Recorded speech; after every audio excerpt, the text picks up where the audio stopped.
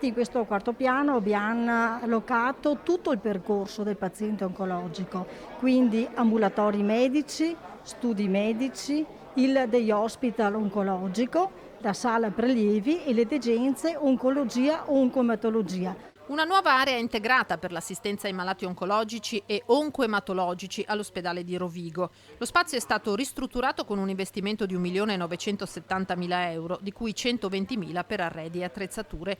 I lavori, iniziati a giugno 2021, sono già arrivati al taglio del nastro. Per i pazienti, dunque, un percorso di presa in carico che ne facilita l'accessibilità, favorendo anche la qualità di vita del malato. Avere tutti gli operatori sanitari, medici e infermieri vicini nell'ottica di scambio di conoscenze e di esperienze e il paziente che può accedere a un servizio a 360 gradi, non solo il paziente ma anche per i loro familiari.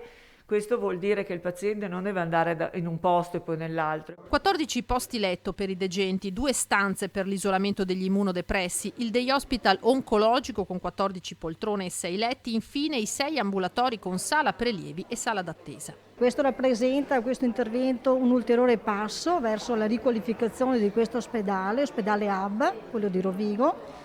Un ulteriore passo e dopo sarà appunto seguito questo intervento dalla riqualificazione, quindi un intervento strutturale che verrà realizzato per la pediatria, l'attuale per la geriatria.